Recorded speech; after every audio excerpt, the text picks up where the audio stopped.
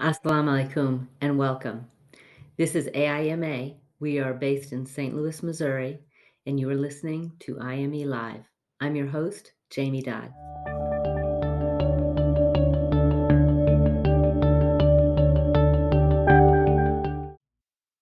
I'd like to talk with you today about nurturing the child. That is, truly paying attention to who he is, to supporting and guiding him as he strives to manifest his inherent potential for becoming an adult human being. There's rarely anyone at home anymore to do this. In spite of the work from home fixation that has swept our country, most of us still contract out this job. Very often, it's contracted out to dedicated, well intended people who happen to be, no fault of their own, paid at or near minimum wage. As a result, it's not far from the mark to say that despite best intentions and a golden heart, those who teach in our preschools are too often not those best prepared to bring the full complement of their focus, skills, energy, and talent to work with them dependably every day. Indeed, it isn't humanly possible, not really. Because while early childhood education may be a profession, it certainly isn't compensated as one. It's compensated as a side gig.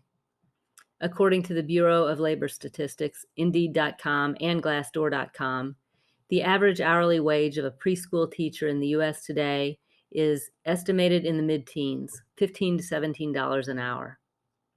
These are wages one might more reasonably expect from a summer job at the local car wash or at the corner burger joint. It's both ironic and unfortunate that the wages should be so comparable. At least at the car wash and the burger joint, one's reasonably assured of a bonus compensation stream. They receive tips. Imagine the pressures of trying to live in the U.S. today on preschool wages amidst rising food, fuel, and utility costs, not to mention the added burden on those who need childcare for their own. And yet, these are the people to whom we have offloaded the responsibility of shaping our future. What does this say about our priorities as Americans, as parents, and as human beings? What does this say about the priorities of our nation and its leadership? Poor compensation, however, is not the only factor deserving of attention, nor should it dominate the conversation, because low pay among preschool teachers is largely a function of the historically minimal requirements for the position. Low standards equal low pay. There's no surprise here. In fact, until very recently, little more was required to be a preschool teacher than proof of age. One had to be 18 or older, and a physician's report indicating the candidate is free of tuberculosis. It's sad but true. Those were the minimum requirements not very long ago. No doubt our children are better served by redirecting our attention from the minimum wage scale to the minimum teaching standards. The website preschoolteacher.org outlines state by state preschool teacher education requirements in the public school domain. The information they provide is prefaced as follows.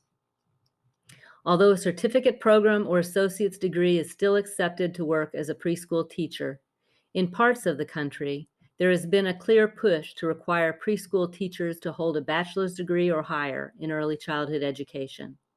And it only makes sense, considering that a bachelor's degree has long been a standard minimum educational requirement for K through 12 teachers. Indeed. Given the veritable absence of focused attention on the development of our youth, it should be no wonder that we find ourselves lost and broken in America. Our people are lost, our people are broken, and they are everywhere. To reject this reality, one has either deliberately chosen to ignore it, or else become so enmeshed with it, intentionally or not, that they are unable to see our world clearly. So instead of building a strong nation that engenders intelligent, competent, capable, gloriously compassionate, and spiritually aware human beings, we are creating a nation enfeebled by neglect. We are producing lost, broken people who procreate to produce lost, broken people. Generation after generation, capable of functioning only at the very basest levels of their capacity. We can do so much better than this. In the US, we are playing the short game, and we're doing it on purpose, out of the lack of vision and the inattention to our youth. This is hobbling our nation and it's destroying our potential to manifest the finest attributes of humanity, attributes that were instilled in us and with which we've been entrusted to cultivate and manifest. Yet we remain in stubborn denial, and thus we are branded by our own neglect. AIMA, on the other hand, is laser focused on the long game. We are dedicated to developing our youth by insisting on quality standards for early childhood education, standards that embrace the full spectrum of what it is to be human. This means that unlike public schools and many independent schools across the country, we embrace spirituality as a core element of what it is to be truly educated. We believe that absent an awareness and appreciation for the spiritual nature of the human experience, there is no path home for the lost, there is no repair for the broken, and there is no hope for this nation.